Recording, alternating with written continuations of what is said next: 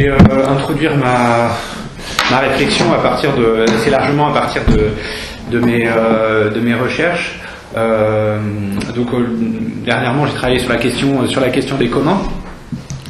Et j'ai retrouvé en fait à travers cette réflexion sur les communs des préoccupations que j'avais eues au moment où je rédigeais ma thèse.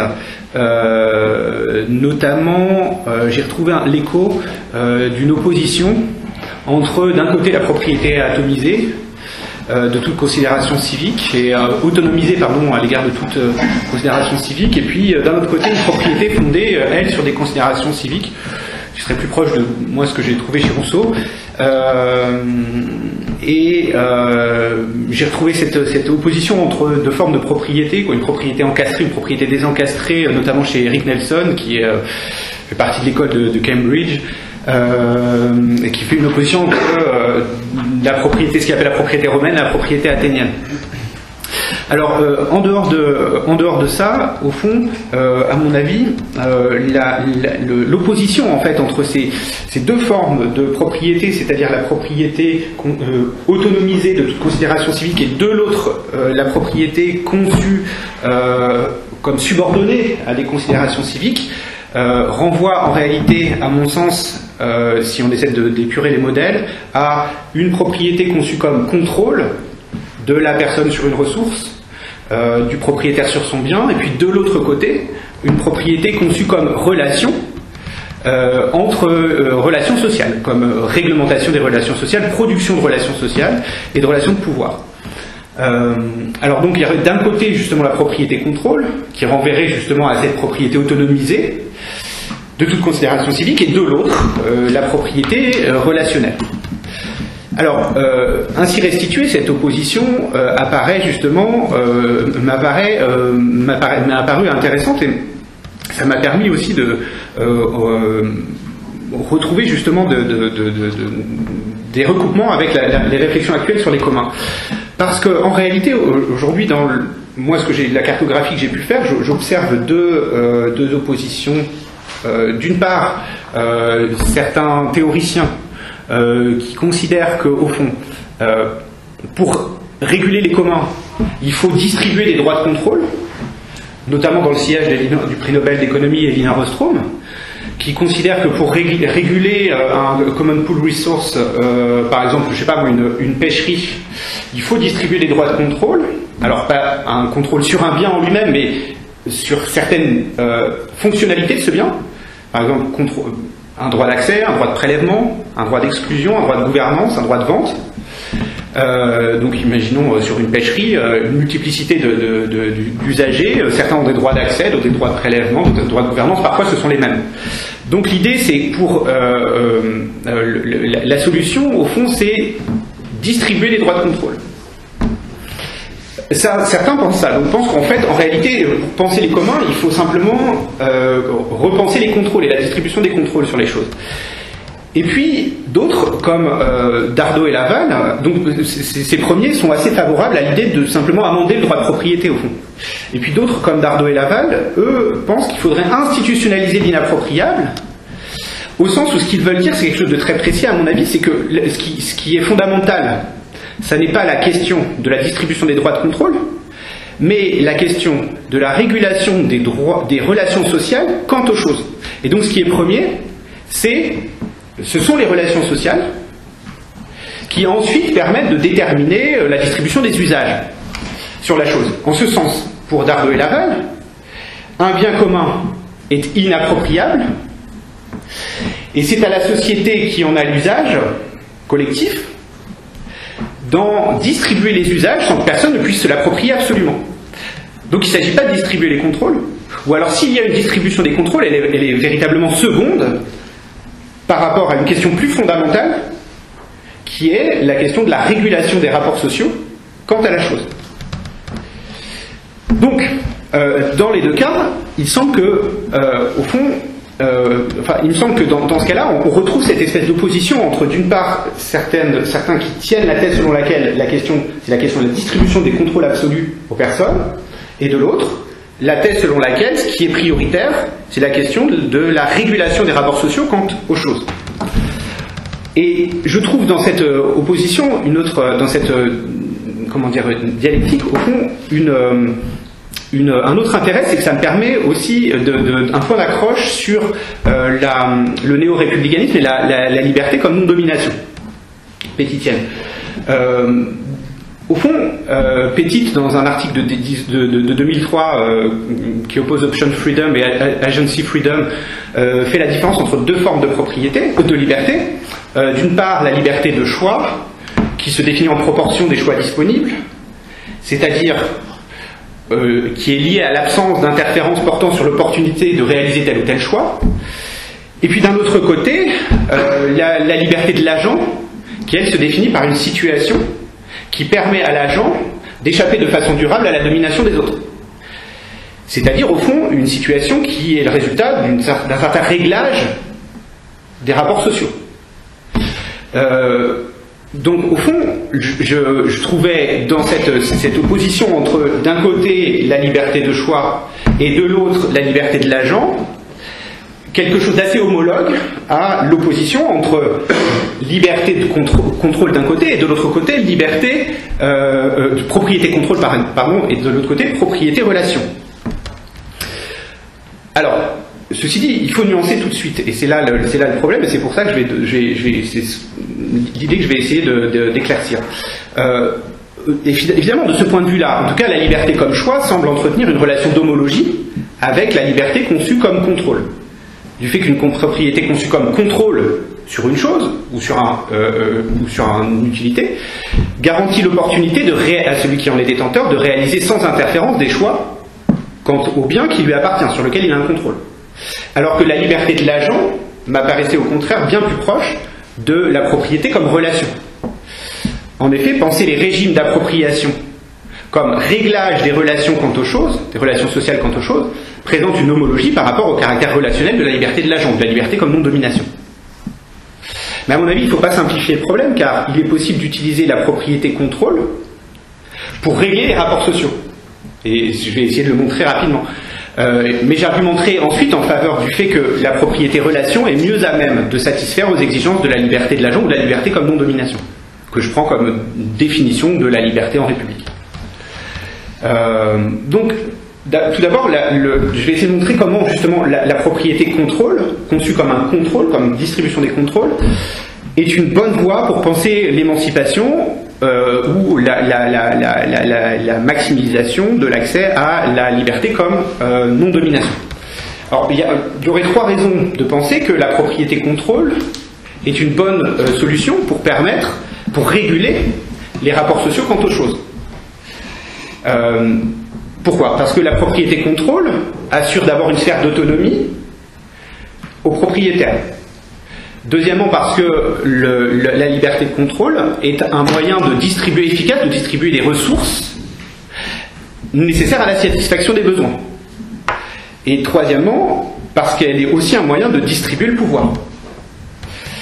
Et je vais essayer de m'expliquer. Alors, je m'inspire ici d'un article de Benjamin Barros et puis aussi de l'article de Vincent Bourdeau dont il a été question tout à l'heure, publié en 2010, je crois, dans la revue Diacritica, suite à un colloque sur le républicanisme. D'abord, je vais essayer de défendre l'argument selon lequel la propriété de contrôle permet de garantir à l'individu une sphère protégée d'autonomie. Et qu'à ce titre, elle est une bonne manière de réguler les rapports sociaux pour permettre d'accéder à la liberté comme non-domination. Alors cette idée est assez proche de celle défendue par Kant, notamment dans la doctrine du droit. Le droit de propriété est une zone où la volonté peut se déployer sans subir d'interférence. Ou pour le dire autrement, être propriétaire d'un bien signifie avoir l'opportunité de réaliser tous ses choix sur ce bien sans avoir à subir l'interférence d'autrui. De ce fait, le droit de propriété peut légitimement apparaître comme un moyen décisif de garantir à l'individu une sphère d'autonomie. Je pense qu'on retrouve également une intuition proche chez Robert Castel, dans un dialogue qu'il a eu avec Claudine Arroche, qui dit se situer dans le lignage intellectuel de Locke, à travers la notion de propriété conçue comme un support de la personne. Castel va un peu plus loin, car il ne se borne pas à la question de la liberté, mais voit aussi la propriété de biens matériels comme un élément essentiel de l'accomplissement humain. Pour lui, sans un certain type de propriété, qu'on pourrait considérer comme des biens premiers, par exemple le logement, ou au moins un accès au logement, la personne est incomplète. Donc l'idée qu'une vie humaine n'est pas complète sans la propriété de certains biens nécessaires à sa réalisation fait signe évidemment vers des situations de détresse de ceux par exemple qui n'ont pas de toit. Alors je cite Robert Castel: on doit faire l'hypothèse qu'un individu n'existe pas comme une substance et que pour exister comme un individu, il faut avoir des supports et donc s'interroger sur ce qu'il y a derrière l'individu pour lui permettre d'exister comme tel. Et ce qu'il y a derrière l'individu, c'est notamment la propriété. Alors, cette approche n'a pas vocation, comme dans la version libertarienne de la propriété, enfin libertarienne de droite, en tout cas de la propriété contrôle, de protéger absolument la propriété au point de récuser des formes de redistribution. Au contraire, dans la version de la liberté contrôle compatible avec la liberté républicaine que nous envisageons ici, pour que cette propriété contrôle soit émancipatrice, il faut évidemment que l'État intervienne activement dans la distribution des contrôles, afin de s'assurer qu'il ne soit pas source de domination. Pour illustrer cela, on pourrait prendre un exemple développé par Gerald Cohen dans Self-Ownership, Freedom and Equality. Il utilise l'exemple d'un SDF qui plante une tente dans la propriété de quelqu'un. Alors évidemment, dans ce cas-là, on dira à la fois qu'il est normal que le propriétaire ait le droit d'exclure le SDF de son jardin pour protéger sa vie privée, pour protéger la liberté qu'il a de déployer ses options quant à la chose qui lui appartient. Mais en même temps que le droit du propriétaire empêche le SDF de bénéficier d'une zone protégée pour sa vie privée. Et donc la solution doit résider dans le fait qu'il n'est pas utile de retirer au propriétaire du jardin sa liberté, la liberté d'en exclure quiconque, mais de donner au SDF son propre jardin où il pourra jouir du même genre de liberté que celui dont le propriétaire du jardin dispose déjà. D'où l'idée de faire intervenir la puissance publique pour redistribuer les contrôles, en tout cas pour distribuer les contrôles d'une façon telle qu'on s'assure qu'ils permettent sur les choses, d'une façon telle qu'on s'assure qu'ils permettent à chacun d'avoir accès à une base minimale d'autonomie. Je m'arrête là dans le développement de cet argument, sinon mon exposé sera trop long. Le deuxième argument en faveur de la propriété contrôle tient au fait qu'elle permet de garantir aux individus l'accès aux ressources essentielles et aux biens premiers. S'il n'y avait pas de droit de propriété, comment serait-il possible d'allouer les ressources qui décideraient comment distribuer la nourriture, les maisons, le transport, l'éducation, etc. De ce point de vue, le droit de propriété et la liberté des échanges peuvent apparaître comme les meilleurs moyens d'assurer une distribution efficace qui corresponde aux attentes des agents dans un univers social complexe. En tout cas, il paraît difficile d'envisager un collectivisme qui, en tout cas c'est l'argument d'Hayek, et pour le coup sur ce plan-là je le trouve relativement convaincant. En tout cas, il est difficile d'envisager qu'un État puisse de façon centralisée prévoir exactement le type d'attentes qui vont apparaître chez les agents, chez les individus, et donc il ne peut pas être le meilleur garant de la satisfaction des besoins. Alors pour ça, la meilleure manière de s'assurer que les individus auront bien ce qu'ils souhaitent et que la production s'ajuste aux attentes des individus, c'est une allocation privative des ressources et un libre marché. Mais évidemment, le républicain ne serait pas entièrement d'accord avec cette thèse libérale, enfin même libertarienne, dans la mesure où l'on connaît les inégalités et les privations qui peuvent résulter du libre-échange. De ce point de vue, le républicain tendrait à un argument régulationniste permettant de corriger les biais de distribution pour donner à chaque individu ce que le libre marché permet de déterminer comme étant la dose de contrôle minimale sur les ressources permettant de mener une vie accomplie. Il ajouterait certainement des droits-créances, des droits d'accès aux ressources nécessaires ou au capital nécessaire pour acquérir librement les ressources dont l'individu a besoin, au moins minimal dont l'individu a besoin, sur le modèle peut-être d'une allocation universelle, d'un revenu universel. On peut donc trouver que dans une approche républicaine fondée sur la liberté comme non-domination, un moyen d'utiliser habilement la propriété contrôle, sans pour autant désabsolutiser le droit de propriété. C'est ça qui est intéressant, c'est qu'on distribue bien des contrôles absolus. Mais pour éviter qu'ils soient source de domination sur les choses, mais pour éviter qu'ils soient source de domination, on pense leur distribution suffisamment équitable pour éviter pour permettre à tous les individus d'avoir accès aux biens premiers. Troisième argument, la propriété contrôle permet de distribuer le pouvoir. La raison pour laquelle les penseurs républicains ont pu défendre le droit de propriété comme les libéraux tient prioritairement au fait qu'il permet à l'individu de se voir garantir sa liberté d'une façon durable contre toute personne cherchant à interférer sur ses décisions.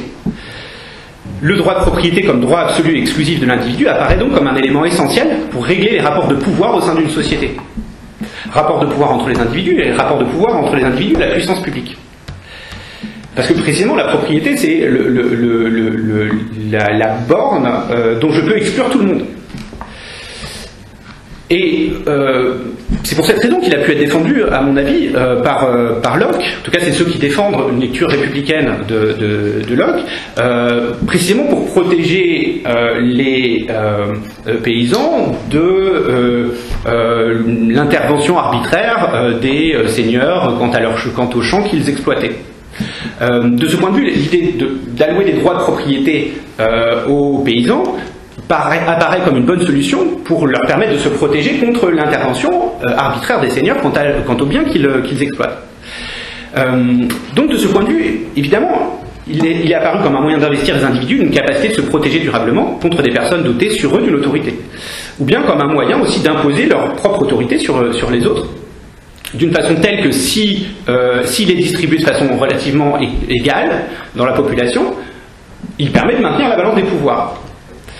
D'ailleurs, je m'inspire de la formule d'Harrington qui voit un rapport entre la manière dont la propriété est balancée au sein de la société et la manière dont les pouvoirs sont balancés. Donc, il fait définit au fond les différents régimes politiques en fonction de la balance des propriétés. On a aussi cette idée-là chez Montesquieu, l'idée au fond de l'amour de l'égalité en République, qui est aussi la modération des patrimoines, afin d'éviter que la trop grande concentration dans certaines mains soit source de domination.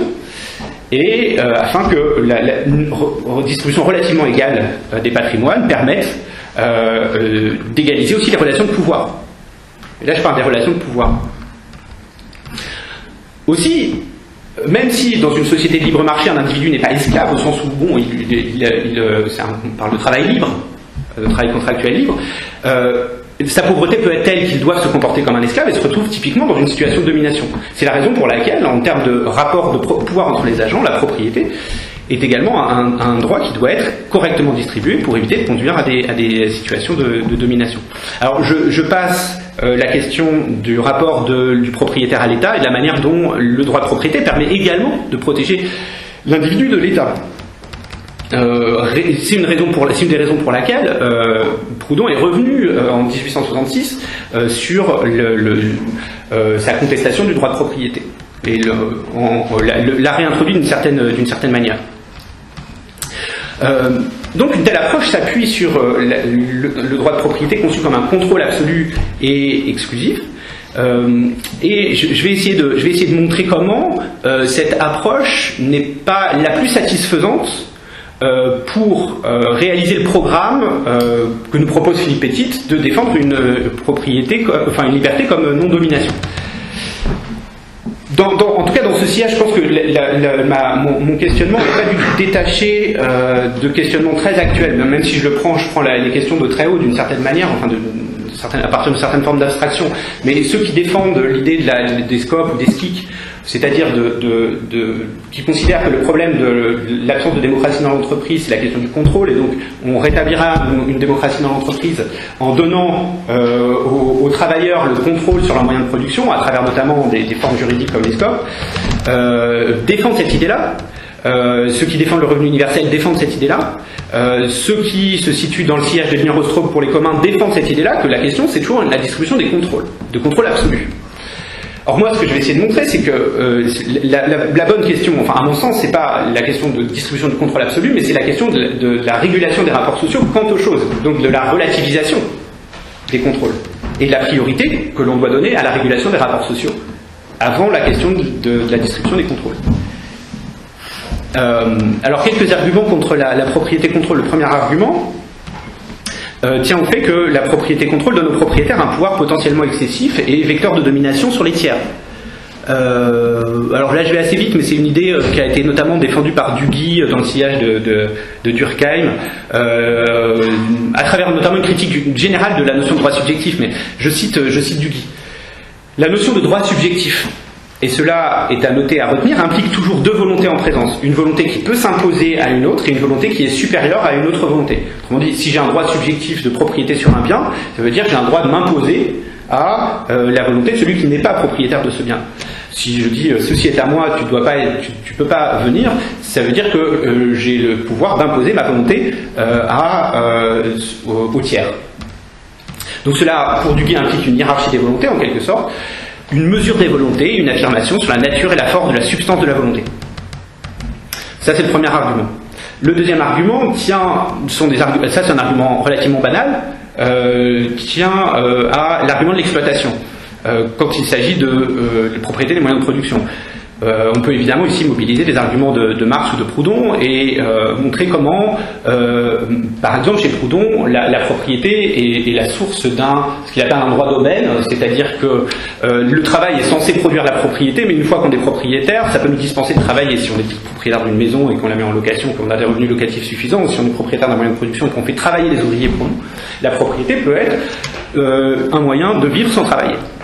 D'où le paradoxe. Alors évidemment, il pourrait exister des solutions permettant de sauver le droit de propriété, notamment des solutions à la Bernard Friot, qui considère, lui, qui est assez proche de Proudhon, à mon avis, qu'il suffirait d'abolir la propriété lucrative. Enfin, je ne pourrais pas gagner de l'argent du simple fait d'être propriétaire, en louant ou en faisant travailler des gens pour moi sur les moyens de production qui m'appartiennent, mais simplement garantir la propriété d'usage. Donc supprimer la propriété lucrative, simplement maintenir la propriété d'usage. Pourtant, la grande question est alors de savoir comment limiter, encadrer la propriété pour qu'elle protège l'individu sans lui donner pour qu'elle protège l'individu. Et donc pour moi, la question prioritaire, c'est la question de la régulation des rapports sociaux, avant la question des contrôles et du fait de sauver la propriété, au sens d'un droit de contrôle absolu.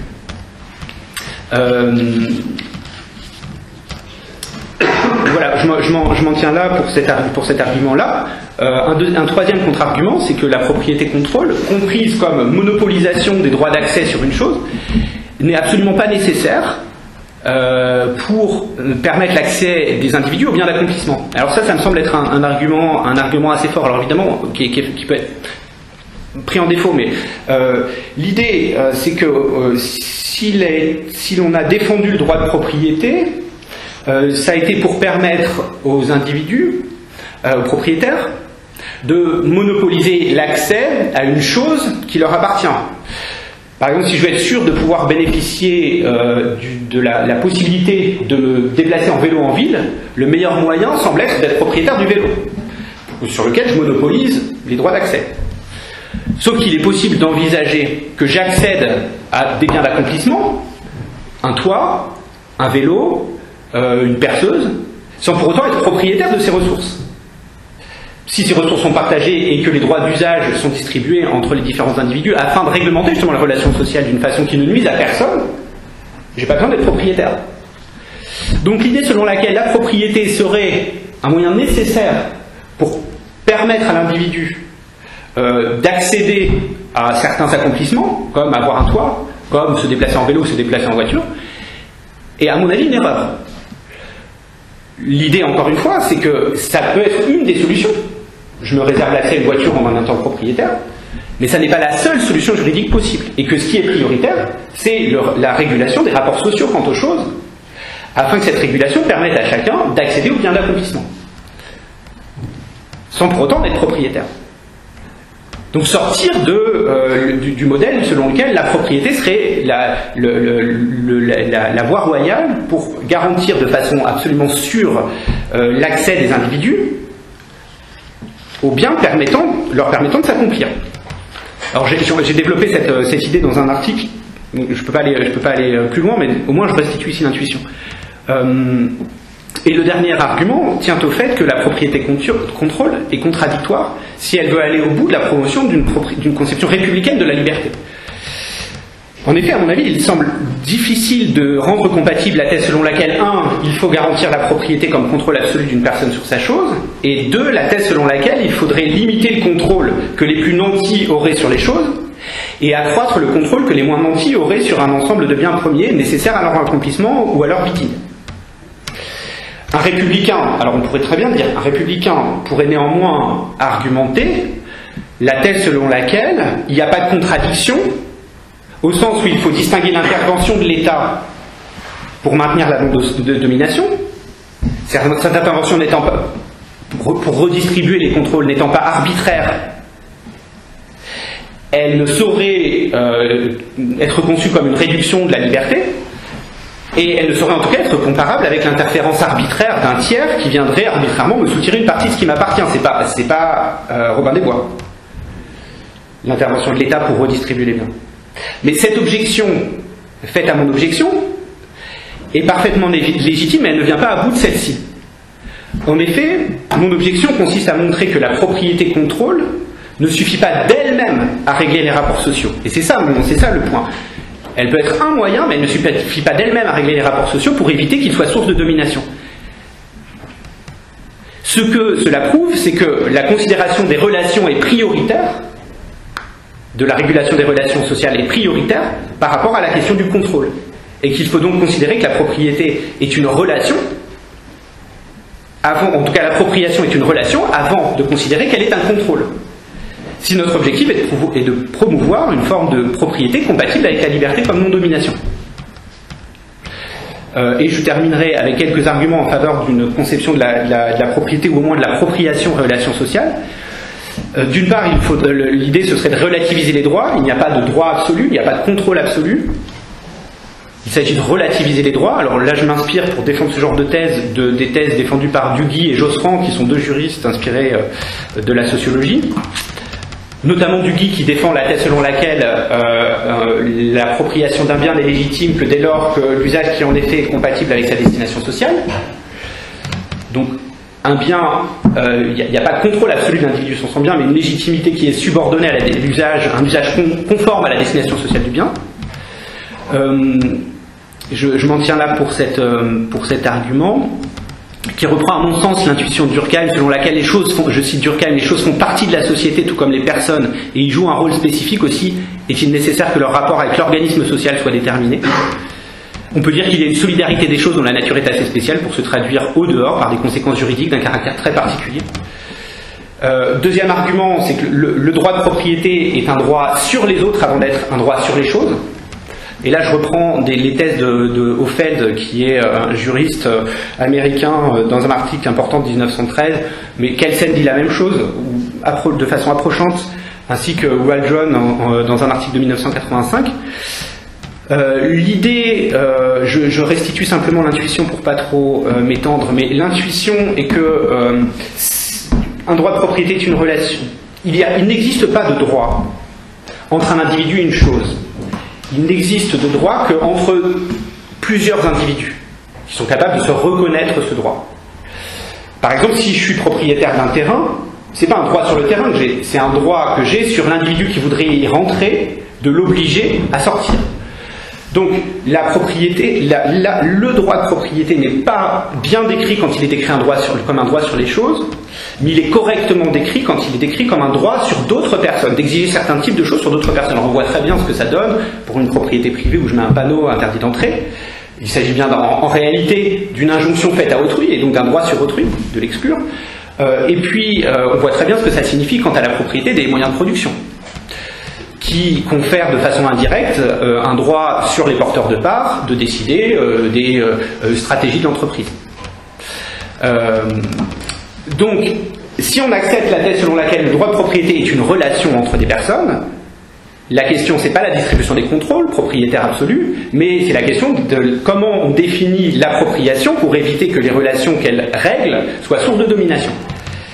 La troisième idée, c'est que donc la propriété pensée comme relation sociale ne conteste pas qu'il soit nécessaire de distribuer des formes de contrôle, mais que cette question doit être seconde par rapport à une question prioritaire qui est celle de la régulation des rapports sociaux quant aux choses. Et que de ce fait, les contrôles ne peuvent pas être pensés comme absolus, mais toujours comme relatifs à une question première. Ainsi, on politise les enjeux liés au droit de propriété et on le réencastre dans un questionnement régulationniste non dogmatique. La propriété relation sociale permet donc de donner, à mon sens, une priorité à la régulation des relations humaines qui s'opère en raison des choses ou quant à elles, plutôt que sur une solution qui me semble trop simple, souvent sur la distribution, d'immunité et de monopole absolu sur les choses.